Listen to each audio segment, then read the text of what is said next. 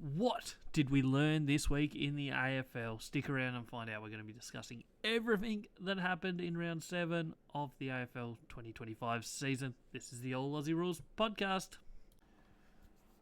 What is going on, everybody? This is the All Aussie Rules football podcast, and this is episode number 26 for season 2025. And today we are going to be reviewing round 7 of the football season. All 9 matches have been.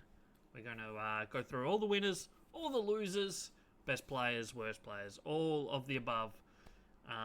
So that's coming your way today. It was Anzac Day weekend, so some big games of football happened. We're going to go through all of the fallout from that weekend. So yeah, that's the plan. Don't forget to like, comment, subscribe, wherever you're listening or watching this podcast on YouTube, Spotify, or Apple Podcasts. All the interactions help. Make sure you share with your friends, all of that stuff. Let's jump into the football from the weekend. And we led off with Melbourne, Richmond. It was Thursday night football. And I won't say it was the most amped up game we had all weekend, but Richmond have been playing some decent football. Melbourne, obviously coming off a win the week before, so both teams on a winning streak of 1 going into this game. And both teams put up an okay fight. Melbourne got 2 wins in a row, so they're really a lot happier than they were 2 weeks ago in terms of the win-loss record, but they've still got a long way to go if they were to make anything of this season. They end up winning it 83-63. It was pretty tight for the first half. Late in the second quarter, Richmond were actually winning before Melbourne absolutely turned it on from halftime through to early in the third. They absolutely dominated the game. I think they kicked roughly, 8 out of 9 goals for the match in that period, I think it was. Just to blow the game out of the water a bit early in the final quarter. Late in the game, Richmond did actually fight their way back a little bit.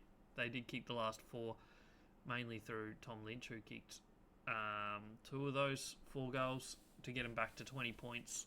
And a much more respectable result for them. Melbourne, 2 wins in a row. They'll be happy.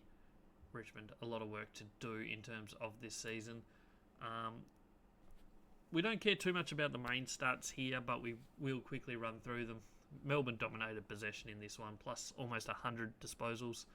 Inside 50 is pretty close. Same with clearances, so nothing too exciting there. It was uncontested footy. It was also contested footy. That Melbourne absolutely dominated this one. Dominated the mark game and dominated the tackle game. So they had over 100 disposals more than Richmond, but they also had 30 more tackles than Richmond, which is never a great sign if you're on the losing side of that. If you're giving up the opposition to have more football than you, but also tackling less than the opposition, it's never a recipe for success, and probably suggests to you that maybe Melbourne should have won by more than they did. To only lose by 20 in the end was a pretty good result for Richmond, in all honesty. Key things from this game: Max Gawn was outstanding. His last 2 weeks have been back to his best, and arguments that he is still the best ruckman in the competition. After a little bit of a slow start this season, he's certainly got cracking now. He had 34 hitouts, 25 disposals. Huge game from him. Melbourne just had a lot of the football, so a lot of their numbers are going to be inflated on what Richmond did, and a lot of Richmond players struggled to get hands on the footy. But I mean, Tom Lynch ended up with 3 goals. Tim Taranto had another good week. He had 22 touches, 2 goals, so he wasn't too bad. Petrarca, 28 touches, 2 goals. He's fully back in form as well. He was probably second best on ground.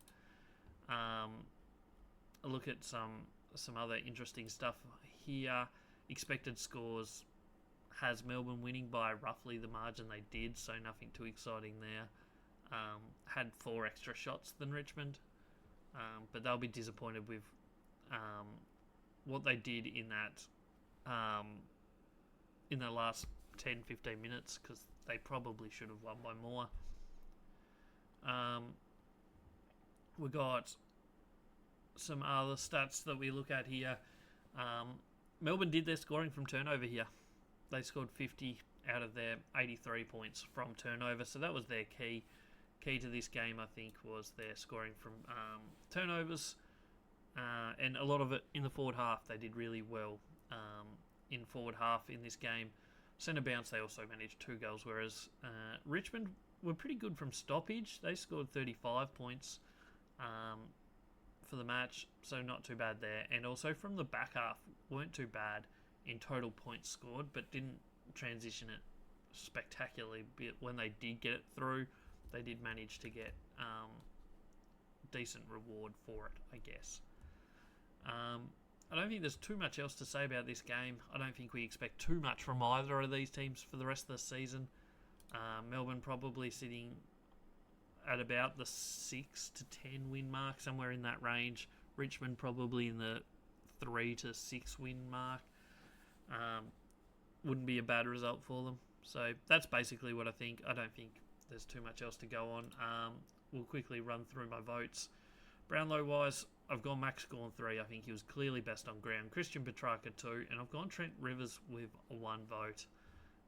He was really good as a running defender in this game.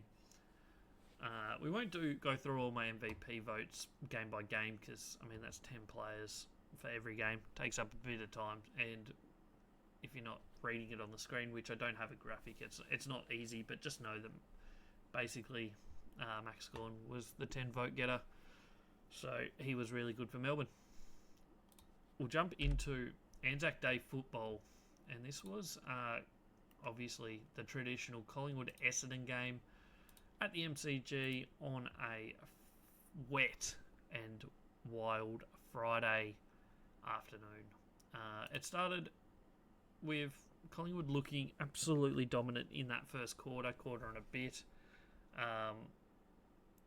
Looked like they were the best team on the ground by an absolute country mile. Certainly by early stages of the second quarter, they got out to almost a 30-point lead early in the second, and it looked like it was going to be one-way traffic for the day. They were in full control of the game. They were moving the ball really well. They were treating it like it was dry weather, really. A lot of uncontested football. Maybe Essendon's pressure was a little bit down. But then all of a sudden it turned around. Essendon bought the heat from about the 8 to 10 minute mark of the second quarter. They managed to get a goal over the back through a Jeremy Howe mistake, and that kind of opened the gates a little bit for them for a 10 to 15 minute period where they were really good, and then Collingwood steadied going into halftime just to lead by that 8-point margin at halftime. But the Bombers came out and kicked the first 2 of the third quarter, and it looked like it was game on. Essendon hit the front there just for a couple minutes, and then Bobby Hill, potential goal of the year, certainly will be nominated. Midway through that third quarter, just steadied them a little bit. They managed to kick away late in the third to have that 24-point lead at three-quarter time. And then they controlled the game in the last quarter, ended up winning by 41 points. Team stat-wise, a lot of the numbers probably don't look that massively in favour of Collingwood, but I think they were clearly the better team here. 16 inside 50s extra for Collingwood. They didn't have too much more of the football, but certainly dominated that inside 50 count. Dominated the clearance count as well, plus 14, which was mainly stoppage clearances, and was mainly the old boy in Steel Sidebottom, who had 15 clearances for the game. Outstanding performance from him. Contested footy was pretty close. Uncontested, pretty close again, but Collingwood just a plus 37 in that, so a bit of a margin. Obviously, high turnover game. It's wet weather football. It's always wet weather. Typically, will bring high turnover game, and this was no exception. 95 marks though in the wet for Collingwood was quite outstanding. That's plus 11 on their normal average, which in the wet is crazy. Most teams typically will go under.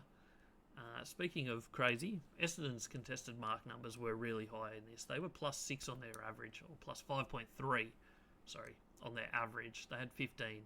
In wet weather football, that's probably what kept them in the game, in all honesty. They were really good in the contest at, like, the contested mark situation, and That gave them some opportunities to stay in this for perhaps longer than it looked like they were going to be early stages of this match. Obviously, Jamie Elliott kicked 5 goals. He was outstanding. One of, if not the best small forwards of the weekend. He was really good. 19 touches, 5 goals. Crucial in the Collingwood performance. You can say the same about Steele Sidebottom. He had 30 odd touches and, as I said, 15 clearances was huge. Josh Dacos had plenty of it. Nick Dacos was really good. Howe was good down back. Darcy Cameron was good in the ruck.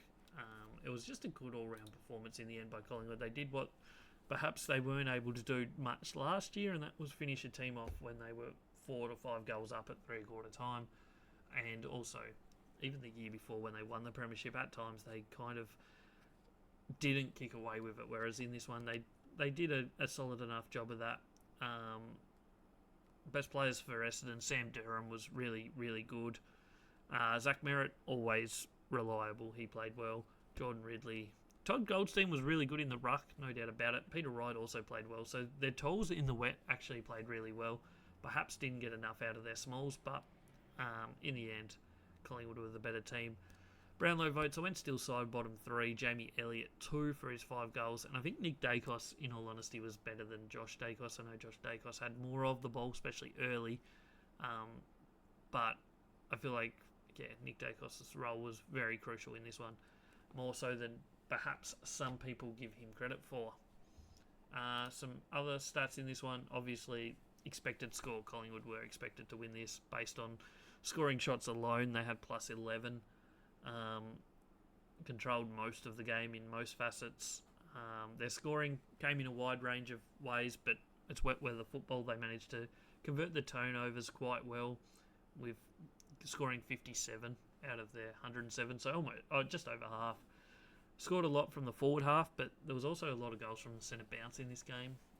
3 goals won for Collingwood to 3 straight for Essendon, so pretty decent scoring from that, but Essendon struggled to transition. As a lot of teams have against Collingwood so far this year. Outside of GWS, most teams have struggled, and Essendon were another case of that.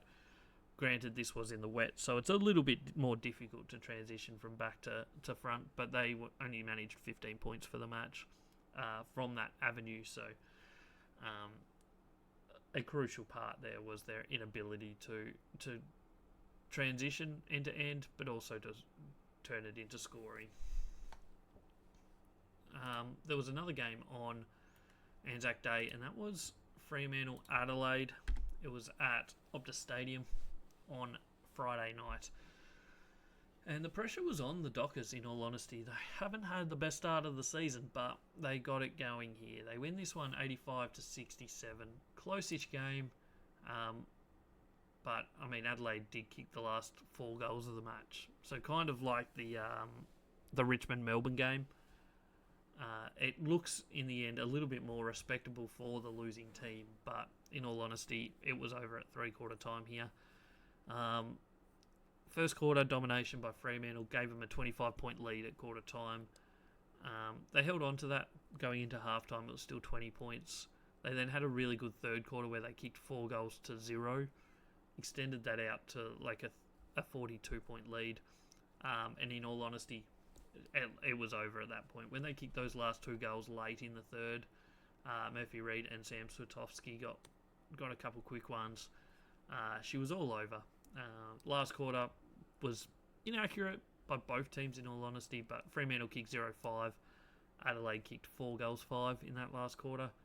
But a story of wasted opportunities, I guess. But in the end, Fremantle walk away 18-point winners. Probably could have been more. Clear best on ground, no doubt about it. Andrew Brayshaw was absolutely insanely good. His season so far has him in the top. I think he might be number 1 ranked player according to my rankings now. He might be just behind Zach Butters, who has played less games. He missed the first couple, but has been outstanding every week just about. So I think they're 1 and 2 sitting on the table at the moment. So really good performance from Andrew Brayshaw. A look at the team stats, no surprise that Fremantle controlled most of the important numbers, had more of the ball, plus 11 inside 50s, so really good number there, plus 8 in clearances. that's a really good sign because historically speaking, last year they had been a really good clearance team, whereas so far this year they haven't been dominating that facet. They've been okay and even losing it at times, but to go +8 here against Adelaide, who have a pretty decent midfield, is a really good result for them. Both contested and uncontested footy went the way of Freo. Other than that, I don't think there's anything too exciting to see from the stat sheet in that regard. As I said, Brayshaw best on 37 touches, 6 clearances. Really, really great game from him. Caleb Sarong had plenty of it, 32 touches, 10 clearances, probably second best on ground in all honesty. There were some weird games from other people like Jordan Dawson who had 21 touches. I don't think he touched it in the last quarter or the third quarter, one of the quarters. Last quarter, I don't think he had a disposal. Fremantle clearly, I think, looking at it, were the best team on the day. They played really well. They got the job done, and they really needed to because their season hasn't started spectacularly. They ended up this game level on shots. Both teams had 24 shots for the match, which suggests that it maybe could have been close, but expected score still has Fremantle winning this one by 13 points, so not too dissimilar.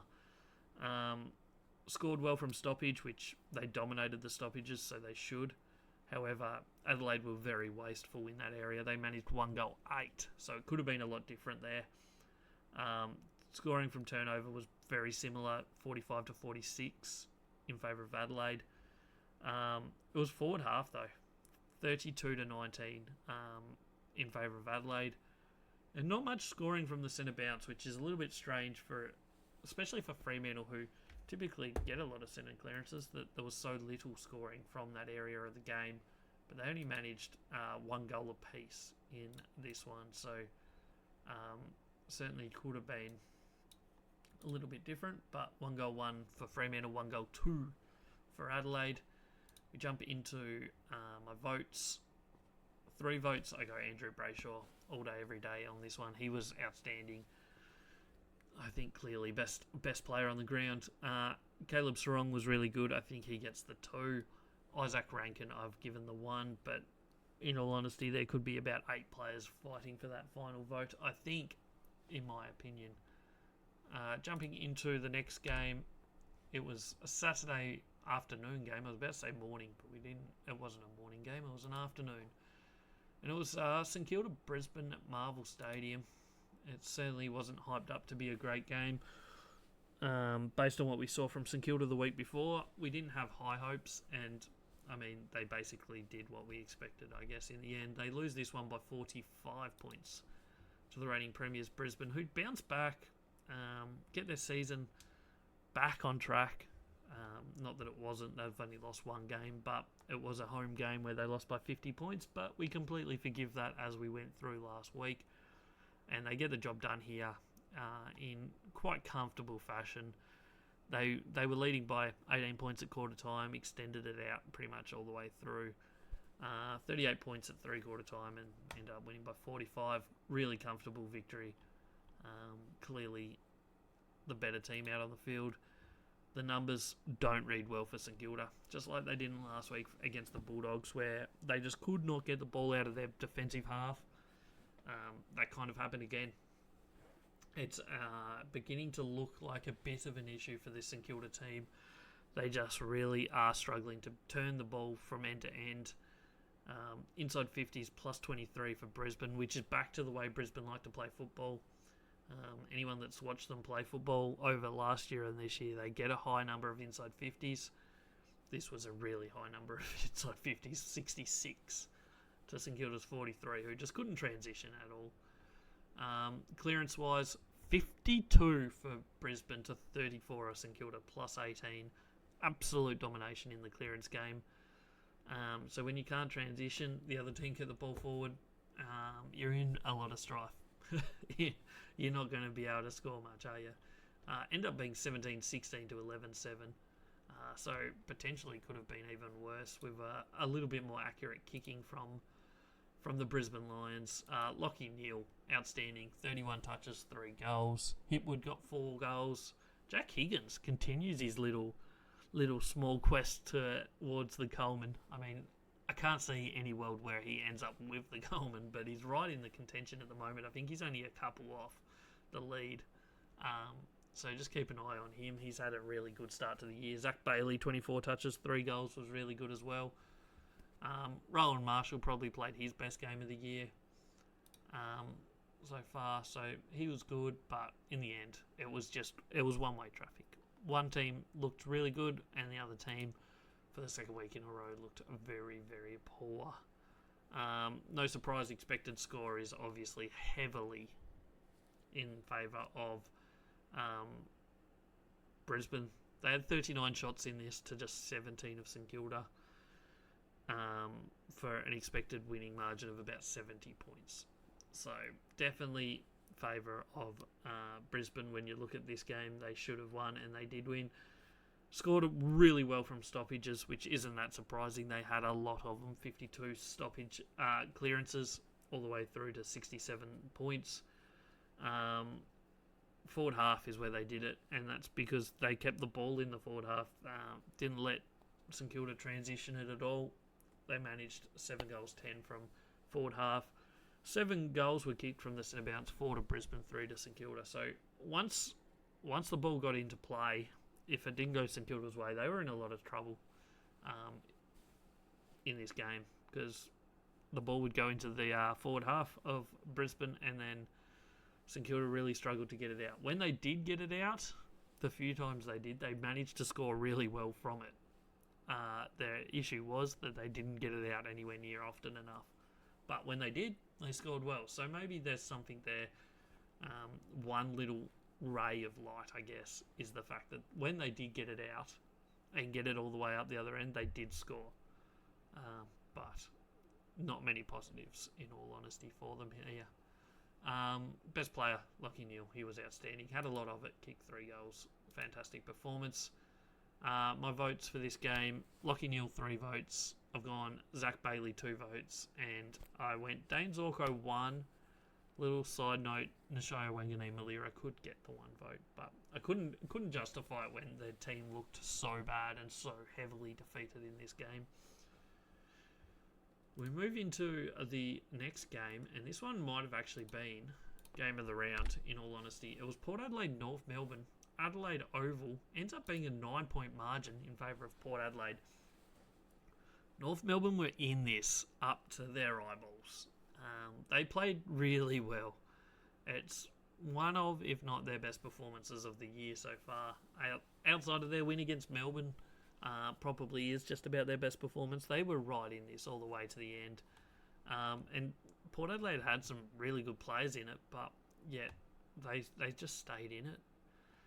Especially after quarter time, they were really good. Port Adelaide kicked about 5 goals in about 5 minutes late in the first quarter to put this game looking like a really dangerous spot for North. But they just slowly worked their way back into it, managed the last 2 goals of the first half, got on a little run late in the third quarter, and then just kind of kept it close in the last quarter, just unable to really break the game open for them. They kicked 3-3 in that last quarter, whereas Port Adelaide kicked 2 goals 5 in the end. Port Adelaide hold on, got the job done.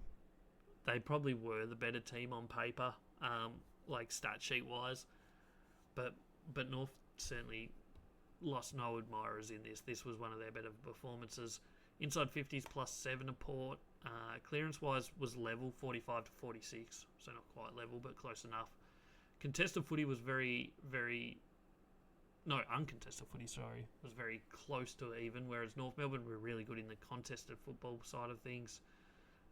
Port Adelaide tackled really hard, 83 tackles, which is like 26 above their average, so pretty high number there, whereas North Melbourne were right on their average at 54. In the end, though, Port Adelaide get the win. I don't think they were fantastic, but they do get the win. Goal kickers here. There was 2 players get 3. Paul Curtis, Darcy Byrne-Jones, and then multiple players got 2, mostly for Port Adelaide. Jump into some other stuff for this game. Expected score actually had North Melbourne winning this one. They did have 2 less shots, but obviously across the board they were slightly easier. So a little bit disappointing for North Melbourne there, because they're typically a team that kicks very straight. So 13-10 is certainly lower accuracy than they usually get. Just slightly under 50% if you count all their shots. They had 27 shots. They scored. Where did they score from? It was pretty level across the, as in score sources. 51 apiece from stoppage, 40 to 36 in turnover game for Port Adelaide favour. Defensive half was pretty close. Port Adelaide slightly ahead, whereas forward half scoring North Melbourne did really well at. They scored 60 to 44. It's probably centre bounce in the end, in all honesty. 4 goals for Port Adelaide, 28. Really good outcome there. North Melbourne 2-1-13, who started the season scoring quite well from centre bounces. It's kind of dropped off a little bit, so just something to note there for North Melbourne going forward. Best players in this game, as you can see if you're watching this, if you're not, 2 players rated really high. Tristan Xerri played probably his best game of the year so far. He was really good. And for Port Adelaide, Zach Butters continued his fine start to the season. I think this was game number 3 or 4 for him this year. 4, must be. Maybe 3, 4. 4th game of the year, I think. Sorry. 3 of them have been outstanding. He's been in the top couple players in 3 of those 4 games. I think his first one against Essendon, he wasn't quite in the top couple players, but he still played pretty well. So he's had a really good start to the year. A look at the Brownlow votes for me in this game. I think Zach Butters gets the 3. He was their best. 2 to George Wardlaw and 1 to Luke Davies-Yanaki, who was solid enough. They all were. All North Melbourne's big players, big ball winners were good in this. And as I said, Tristan Xerri was good as well in the ruck. But in the end, the Port Adelaide class, I guess, just got him over the line. I think Powell Pepper played his best game of the year. Horn Francis had an interesting afternoon. Connor Rose was really good. In the end, Port Adelaide get the 4 points, and that's technically all they needed. It wasn't done in the style that they probably wanted to, or certainly looked like doing it quarter time. But they get the 4 points, and at this time of year, that's the most important thing, is to keep those 4 points coming in, because it's probably going to be tightish towards the later on in the year. So every win you get early year is crucial, and then it's about finding your form and finding your best games late in the year when it matters most. There was one more game on Saturday. This looked like being game of the round, and probably didn't end up being that way, because the Doggies went up to Manuka Oval, the nation's capital, and took down the GWS Giants in quite convincing fashion, in all honesty. First half was pretty tight, changed the lead a couple times. It was 5-point lead to the Dogs at halftime, so it looked like being a good game still at that point. But then early in the third quarter, the Doggies went bang, bang, bang, end up kicking 5 goals to 0 in that third quarter. All of those 5 goals in the first 20 minutes of the quarter, to put them out by an almost insurmountable lead at 3-quarter time. And fourth quarter was kind of back and forth a bit. Bulldogs 4 goals, GWS 5, but it was all over Red Rover. Thank you very much for coming. The Doggies got it done. Their season is fully back on track. Even without Sam Darcy, they had no trouble scoring in this one. They kicked 17-11 against a GWS team that doesn't concede that many big scores and also defends really well. The Doggies found a way past them, and a really fantastic effort from them. They even managed to sub Bontempelli out with a quarter to go. That's how well they were going. Look at some of the stats in this one. GWS actually had more of the football, but what has become a little bit of a trend for them over the last year or so, at times, not always, but at times, they get plenty of the football and just don't do enough with it.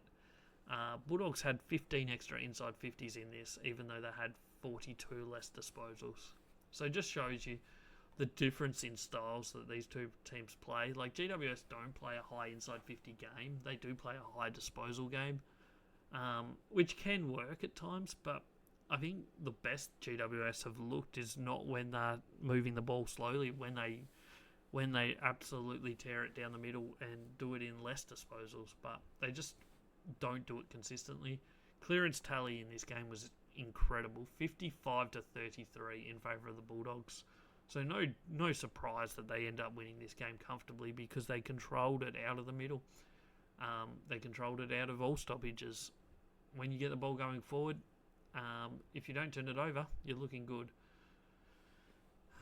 Uncontested footy obviously went the way of the Giants. Turnover game, Bulldogs did have more turnovers, but that's because they were winning the ball in the coalface so often. Any other things worth noting? Probably player-wise, James Harms kicked 4 goals, Riley West 3, so get 7 goals out of those two small forwards is huge. Chuck in Matthew Kennedy getting 2 from the midfield, Ed Richards getting 1 from the midfield. It just really shows you that they just kind of shared the load, but at the same time their small forwards did really well. Meanwhile, GWS, Jack Riccardi got 3 goals. He was good. Jesse Hogan got 2 goals, but maybe a bit below. Toby Green 2-2. Toby Bedford 2 straight. In the end, I think clearly Bulldogs were the better team here. It was kind of, we'll get into my tips after, but I did kind of pencil this one in as an upset. It wasn't a massive upset, but it was one that I saw as happening.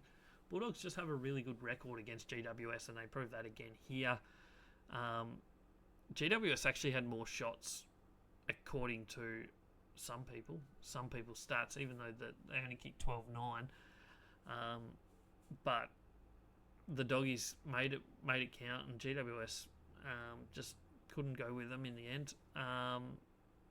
2 goals from kick-ins for GWS shows you how they can play really well and transition the ball really well. But outside of that, the defensive half only managed 3 other goals. Bulldogs dominated stoppages and scored really well from stoppages, and vice versa. GWS had a lot more turnovers, like intercepts, than the Bulldogs, but didn't turn it into scores. Bulldogs outscored GWS from turnover game, even though they had less intercepts. So a bit disappointing there from GWS. And also centre bounce, 4 goals from the centre bounce for the Doggies. 4 goals, 2 to 1, 3 for the GWS. Just a really, really good team performance from the Dogs here. And their season is really starting to look on the upside here. Best players, according to the numbers, was Lockie Ash. He's had an outstanding season. He's probably now sitting as the number 1 general defender in the competition so far this season. He certainly will be very close at the moment. Matthew Kennedy is second best on the ground. He had another outstanding game. He's going really well at his new club. Joel Frazier had a great game. James Harms kicked 4. Tom Liberatore was great. We'll jump into my Brownlow votes, which don't exactly match that rating system, but I've gone Joel Frazier 3 votes, Ed Richards 2, James Harms 1 vote. Moving into Sunday football, and we headed up to the Gold Coast for what is probably one of the crazier games of the weekend. Did not go the way we kind of saw it going, or it looked like going early in this game. The Suns end up winning it by 38 points in a really great performance by them. But they looked dead and buried early in the second quarter. Or even at quarter time. They were 25 points down at quarter time. They got the first couple of that second quarter just to fight their way back in it. But then Sydney kicked 3 quick ones midway through that second quarter to get them back out to 30 points. Gold Coast managed the last 2 of the second quarter, which maybe was crucial. Jed Walter got them both, just to give them some confidence going into half-time, down 17. And then from that point on, it was just one-way traffic. Sydney only managed 3 goals in the second half to 11 goals from Gold Coast. You chuck in the fact that they got the last 2 of the second quarter, and they kicked 13 of the last 16 goals here, Gold Coast, to end up winning it quite comfortably. And Sydney will be very, very disappointed. Their season just has not got going yet at all. They've got some good players that have played some good games. Like Chad Warner was really good in this. Isaac Heaney was good early, but faded out of it a bit. They just haven't got them both playing their best football at the same time. Chuck in the fact that they have some injuries going around. It's just not been their season to start, and they're a team you can never write off week to week, but they're certainly struggling to put their best out there at the moment. I look at the stat sheet, and it's pretty even in all honesty, but that's because Sydney dominated early and Gold Coast dominated late, so it kind of just ends up being even. But Gold Coast made their opportunity stick. Only 4 extra inside 50s for Gold Coast, but obviously clearly won this game. Plus 9 in clearances for Gold Coast. Turnover game was pretty level, nothing too outstanding. In terms of players, you can look at if you're looking at the screen, it's clear who was best on ground. Bailey Humphrey played absolutely outstanding in this one. He had 18 touches, 4 goals. Obviously spent most of his time going off off a half-forward flank sort of role, but then also was inside mid as well. I think he attended exactly a quarter of the centre bounces for the game. He ended up with 5 clearances as well. So really, really good game from him. Outstanding performance. Chad Warner was Sydney's best. He had 24 touches, 2 goals. He was good. Jared Witts in the ruck was the best ruckman on the ground. Isaac Heaney, as I said, he played well. Wasn't outstanding. Noah Anderson was good. Nick Blakey kicked 3 goals in about 5 minutes in that last quarter. All junk time goals that didn't mean anything, but still good to see him going forward as an option in the future, maybe, because, I mean, he only went forward for that last quarter and he did kick 3 goals. Game was dead, but still showed a sign at least. Jumping into some of the other stats here, it will surprise nobody that Gold Coast were the expected score winner here, quite comfortably, 40-odd points. They had a lot more shots in the end. They played a lot better football, especially in that second half. Managed 2 goals from kick-ins, as well as 3 goals from the centre bounce, which gets you really going. They scored well from stoppages. They scored well from turnover. As they have all year. They score quite highly this year, and this was no exception. They scored 117 for the match. Pretty even spread from defensive half and forward half. It was just a really, really good team effort in that second half. And Sydney were the exact opposite. What you make of the Sydney team that we saw on the weekend, I don't know. But they do have some good players to come back, but there's a bit of a mountain I've got to start climbing if they're to get back into finals contention. I know it's a long season, but 2 wins, 5 losses after 7 rounds does not set you up for a great spot. I know Brisbane came from not too dissimilar spot last year, and obviously Hawthorn came from a very similar spot. They were 1-6 or whatever they were last year. But they're not games you want to be throwing week in, week out. They need to start winning some of these. Brownlow votes for this game. I went Bailey Humphrey. Clearly has to get the 3. Lock it in right now. If he doesn't get 3 on Brownlow night, the umpires have lost the plot. Chad Warner 2. Ben King gets 1 for his good performance in front of goals.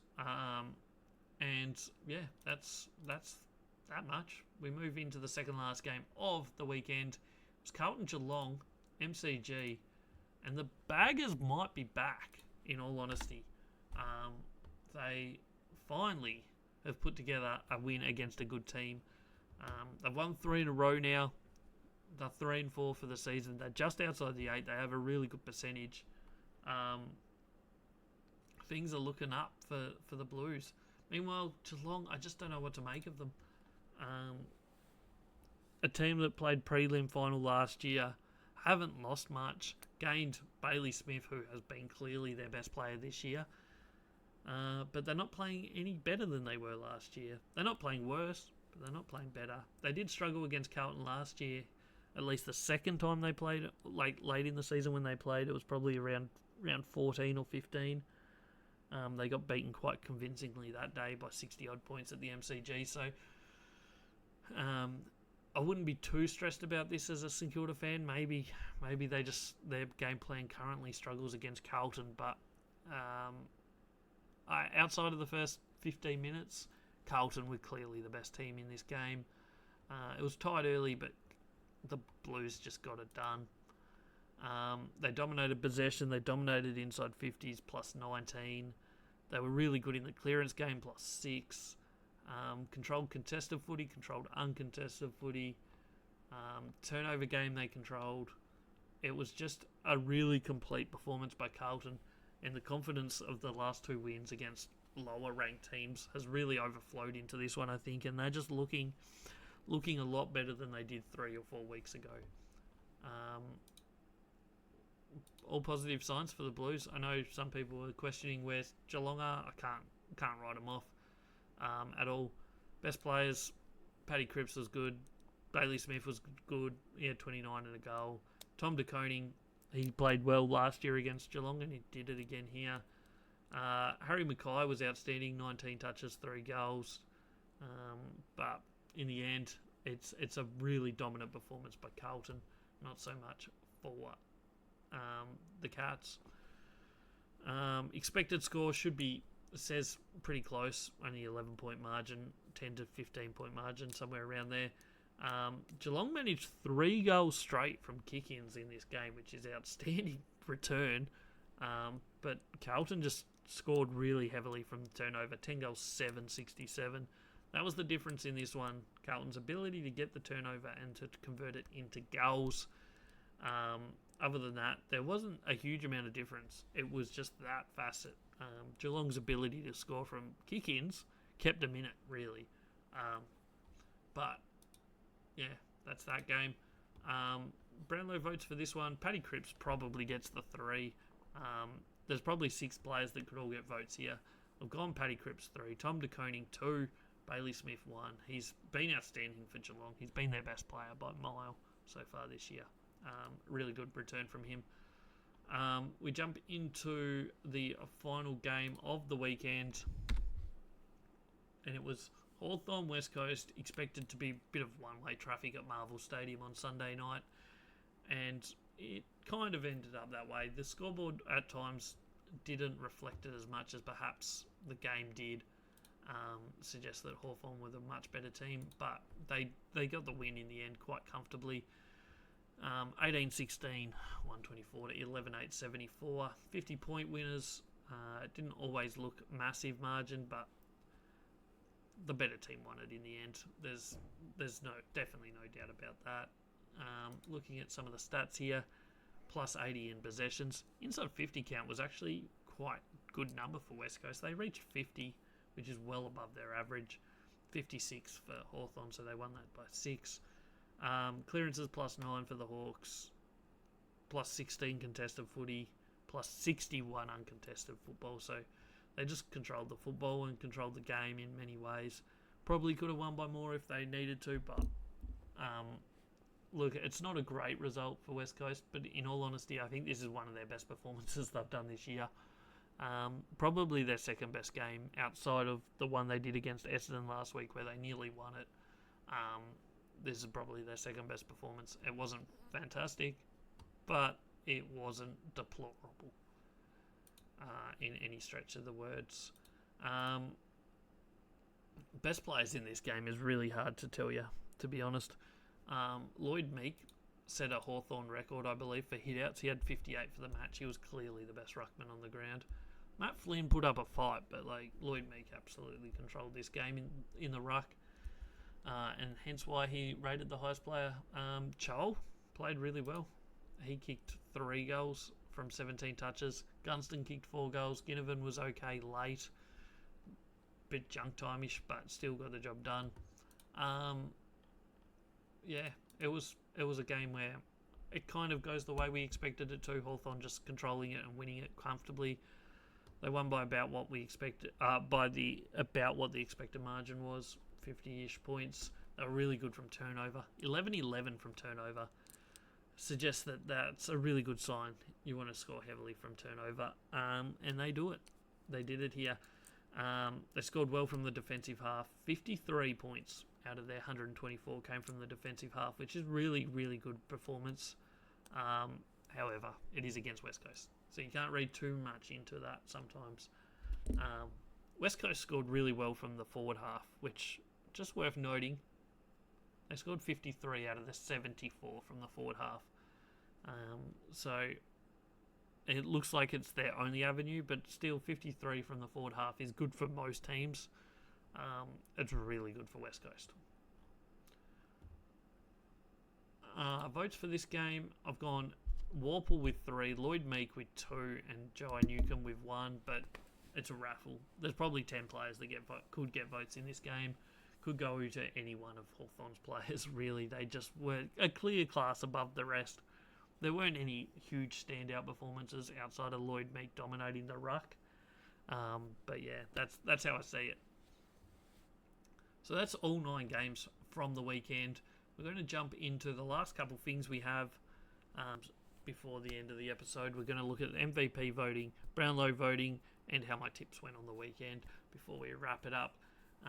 Before we jump into them, don't forget to like, comment, subscribe. If you're enjoying my content, make sure you let us know.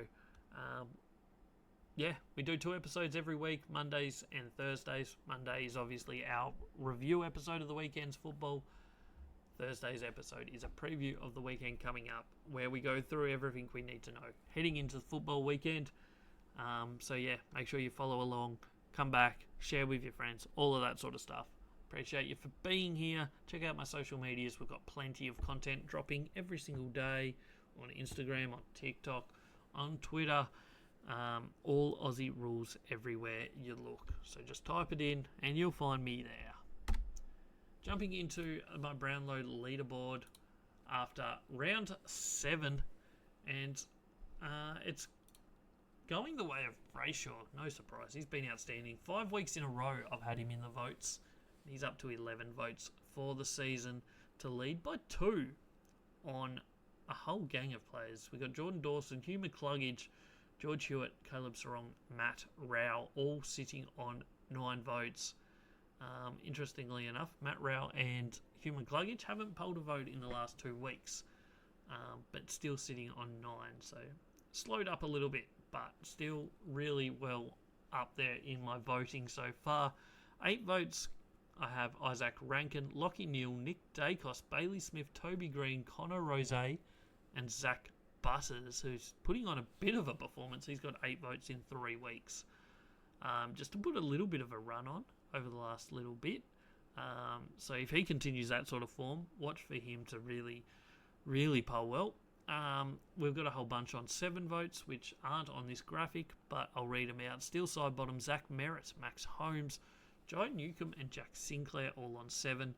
And then 3 players on 6 votes are Zach Bailey, Will Day and Tom Liberatore.